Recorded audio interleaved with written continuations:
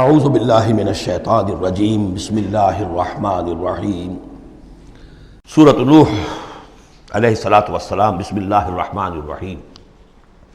میں نے ذکر کیا تھا جب ہم سورہ ہود پڑھ رہے تھے، 2 رکوع وہاں تھے مسلسل حضرت نوح کے حالات کے بارے میں، 2 رکوعوں پر مشتمل یہ پوری مکمل صورت ہے۔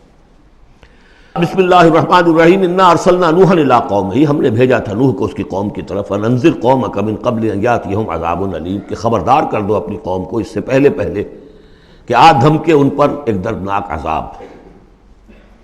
قال یا قوم انی لکم نذیر مبین، کہا انہوں نے اے میری قوم کے لوگوں میں تمہارے لیے ایک صاف صاف خبردار کرنے والا ہوں۔ ان اعبدوا اللہ واتقوہ واطیعون، کہ اللہ کی بندگی کرو، اس کا تقوی اختیار کرو اور میری اطاعت کرو۔ رسول جب آتا ہے تو کہتا ہے میری اطاعت کرو، نبی یہ نہیں کہتا۔ نبی کہتا ہے بھئی اللہ کے بندے بنو، اللہ کا حق مانو، متقی ہو جاؤ۔ یہ پرسنل میری اطاعت، ان اعبدوا اللہ واطیعون، اللہ کی بندگی کرو، میری اطاعت کرو، یہ رسول کا مقام۔ حضرت یوسف نے نہیں کہا کہ پہلے میری اطاعت کرو، تم تخت چھوڑو میں بیٹھوں گا یہاں، تم کون ہوتے ہو بادشاہ؟ نہیں، بادشاہ رہا، اور وہاں اس کے چیف سیکریٹری کہہ لیں یا فوڈ منسٹر کہہ لیں، جو بھی کہیں، بہت بڑے عہدے پر فائز رہے۔ اور انہوں نے یہ نہیں کہا اس قوم سے کہ تم ایمان نہیں لاؤ گے تم پر عذاب آ جائے گا، تمہارا بیڑا غرق ہو جائے، کچھ نہیں۔ نبی جیسا کہ میں نے کہا بار بار، جو نبی کسی معین مشن اس کے حوالے نہ کر دیا جائے کہ جاؤ اس قوم کی طرف، جاؤ اس شہر کی طرف، اس وقت تک وہ نبی ہے۔ جب اپوائنٹمنٹ آرڈر مل جاتا ہے تو اب وہ رسول ہے۔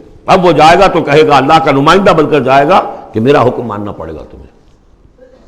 I am his representative, you have to obey me.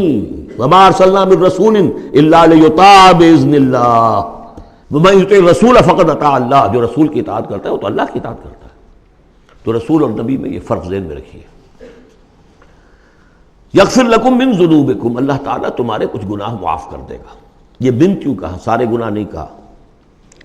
اس کی تعویل یہی ہے، میں سمجھتا ہوں صحیح ہے بالکل، کہ ایک ہے وہ گناہ کے جو اللہ کے حقوق میں ہو رہے ہیں، اللہ انہیں معاف کر دے گا، لیکن حقوق العباد کے گناہ اللہ معاف نہیں کرے گا۔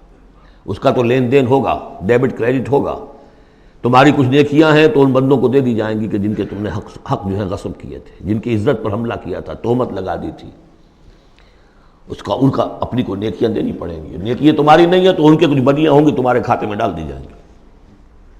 یغفر لکم من ذنوبکم ویؤخرکم الی اجل مسمی، اور تمہیں بحیثیت قوم ایک اجل مسمی تک مزید a fresh lease of existence, اور تمہیں زندگی دنیا میں گزارنے کا موقع دے دے گا۔